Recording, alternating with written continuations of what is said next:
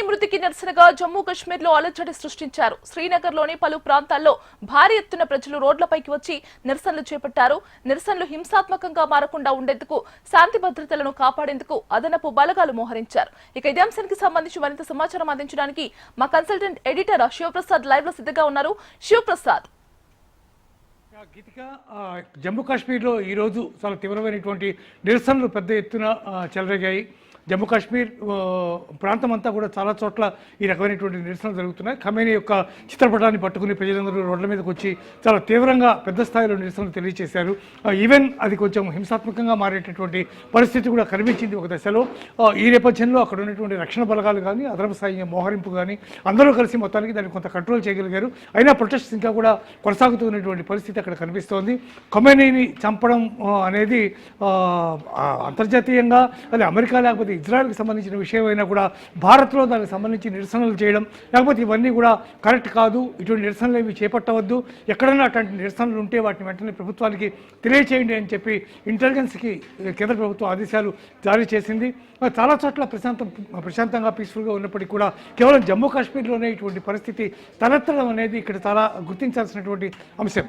ఎందుకంటే ఆర్టికల్ 370 రద్దు తర్వాత జరిగినటువంటి డెవలప్మెంట్స్ కానీ, ఆ తర్వాత కేంద్ర ప్రభుత్వం చేపట్టినటువంటి చర్యలు కానీ, ఇవన్నీ కూడా చాలా అక్కడ ప్రజలంతా చాలా హాయిగా తిరుగుతున్నటువంటి నేపథ్యంలో ఒక్కసారిగా ఈ రకమైనటువంటి వైఖరి తీసుకోవడం చాలా ఇబ్బందికరంగా మారేటటువంటి స్థితి అక్కడ కనిపిస్తుంది. ఉగ్రమోకలు ఇప్పటికి కూడా అక్కడ అనేక రకాలైనటువంటి కార్యక్రమాలు చేపడుతూ ఉన్నారు. ఎప్పటికప్పుడు సైన్యం ఆపరేషన్స్ నిర్వహిస్తూ ఎక్కడికక్కడ ముష్కరుల్ని అరెస్ట్ చేస్తోంది. బోర్డర్స్ని చాలా పటిష్టంగా కాపలా కాస్తున్నటువంటి పరిస్థితి కూడా అక్కడ మనకి కనిపిస్తోంది. ఇట్లాంటి నేపథ్యంలో లోపల అంటే అంతర్లీనంగా ఉన్నటువంటి కొంతమంది వ్యక్తులు దీన్ని ప్రత్యేకంగా ప్రేరేపిస్తున్నట్టుగా సమాచారం తెలుస్తుంది. మొత్తం మీద రాళ్లదాడి చేసేటటువంటి పరిస్థితి దాకా ప్రొటెస్టర్స్ వెళ్లడంతో బాష్పవాయు ప్రయోగం చేశారు. చాలామందిని అక్కడి నుంచి చెదరగొట్టినటువంటి పరిస్థితి కనిపిస్తోంది. మొత్తం మీద శ్రీలంక అంతా కూడా కొంచెం మొత్తం శ్రీనగర్ మొత్తం అంతా కూడా చాలా తీవ్రమైనటువంటి ఇబ్బందికర పరిస్థితిలో ఉన్నట్టుగానే ప్రస్తుతానికి మనకి కనిపిస్తుంది. ఈ అల్లర్లు లేకపోతే దీనికి సంబంధించినటువంటి ఈ ప్రొటెస్టులు చల్లారడానికి కనీసం ఇంకో 2-3 గంటల సమయం పడుతుంది అని చెప్పి భావిస్తున్న పరిస్థితి అక్కడ ఉంది. గీతిక, శివప్రసాద్ చెప్పండి, ఎల్ఓసి వద్ద కదలికలు ఏమైనా పెరిగాయా? ఎల్ఓసి దగ్గర నుంచి అంటే ఇప్పుడు పాకిస్తాన్ కొత్త రకమైనటువంటి మార్గాన్ని ఎన్నుకుంది. ఇటువైపు నుంచి ఎల్ఓసికి దాటి రావడానికి కుదరనటువంటి పరిస్థితి, చాలా తీవ్రమైనటువంటి బందోబస్తు ఉంది.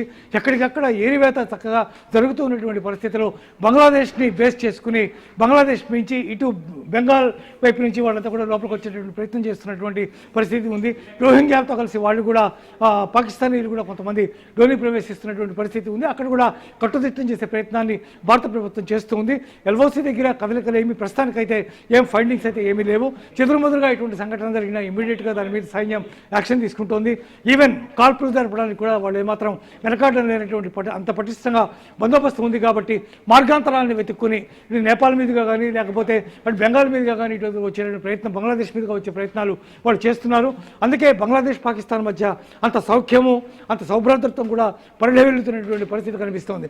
నిజానికి రెండింటి మధ్య, రెండు దేశాల మధ్య శత్రుత్వం ఉంది నిజానికి, కానీ అది మిత్రత్వంగా మారిపోయి భారత్ వ్యతిరేకత ఇద్దరికీ సమానమైనటువంటి లక్ష్యం కాబట్టి, శత్రువు యొక్క శత్రువు మిత్రుడు కాబట్టి ఆ నేపథ్యంలో పాకిస్తాన్ బంగ్లాదేశ్ రెండు కలిసిపోయేటటువంటి పరిస్థితి కనిపిస్తోంది. అందువల్ల అక్కడ నుంచి పాకిస్తాన్ భారత్లోకి చొరబాటు ప్రయత్నాలు చేస్తోంది. కానీ ఎల్ఓసి వద్ద మాత్రం పటిష్టమైనటువంటి బందోబస్తు ఉంది. ఈవెన్ బంగ్లాదేశ్ దగ్గర కూడా ఇందాక నేను చెప్పినట్టుగా పటిష్టమైనటువంటి వాల్ నిర్మించేటటువంటి ప్రయత్నంలో భారత ప్రభుత్వం ఉంది. దానికి సంబంధించినటువంటి వర్క్ కూడా జరుగుతూ ఉంది. గీతిక, అయితే ఈ నేపథ్యంలో అదనపు బలగాలు ఎక్కడెక్కడ మోహరించారు శివప్రసాద్?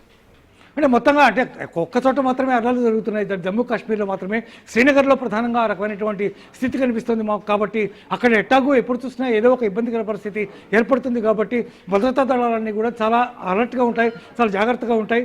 పరిస్థితులు ఎప్పుడైతే ఈ రకంగా రోడ్ల మీదకి వచ్చి జమ్మూ కాశ్మీర్ మొత్తం అంతా కూడా ఈ రకమైన నిరసనలు చేస్తున్నారో వెంటనే ప్రభుత్వం అలర్ట్ అయింది. దానికి సంబంధించి అదనపు బలాలన్నిటి కూడా అక్కడ మోహరించింది. ప్రజాజీవనానికి ఇబ్బంది కలగకుండా, ప్రజల మీద ఎటువంటి హింసాత్మక సంఘటనలు జరగకుండా అన్ని ప్రయత్నాలు కూడా భారత ప్రభుత్వం ప్రభుత్వం చేస్తూ ఉంది. ఒక వంక వారు మరింత ప్రజ్వరిల్లుతున్నటువంటి వేళ భారత ప్రభుత్వం అన్ని విధాలు కూడా అలర్ట్గా ఉంది. వారు మాత్రం చాలా తీవ్రంగా జరుగుతున్నటువంటి పరిస్థితి మనకి కనిపిస్తోంది. ఓవైపు అమెరికా అధ్యక్షుడు ట్రంప్ చాలా క్లియర్గా చెప్పేశారు, ఈ యుద్ధం కనీసం ఇంకో 4-5 వారాలు పడుతుంది, అప్పటిదాకా యుద్ధం విరమించేటటువంటి పరిస్థితి లేదు. ఇరాన్ కూడా తగినట్టుగానే స్పందిస్తోంది. వాళ్ళు ఆ రకమైనటువంటి మార్గాన్ని ఎన్నుకున్నారు. ఇప్పటికి కూడా మా తలుపులు తెరిచే ఉన్నాయి. వాళ్ళు నెగోషియేషన్స్కి వస్తే మాకేమీ అభ్యంతరం లేదు, కాబట్టి వాళ్ళు వస్తే మాకు సంతోషం. కానీ వాళ్ళు అటువంటి ప్రయత్నం చేయడం లేదు. వాళ్ళు రిటాలియేట్ చేయడానికి వాళ్ళు ప్రయత్నం చేస్తున్నారు. కాబట్టి యుద్ధం ఇంకో 4-5 వారాల పాటు కొనసాగే అవకాశం ఉందని చెప్పి ట్రంప్ కూడా క్లియర్గా చెప్పినటువంటి పరిస్థితి ఉంది. మరోవైపు అమెరికా కూడా డైరెక్ట్గా రంగంలోకి దిగి భారీ ఎత్తున యుద్ధ విమానాన్ని మోహరించి వాటితో దాడులు చేస్తున్నటువంటి పరిస్థితి కూడా కనిపిస్తుంది. Geetiga thank you.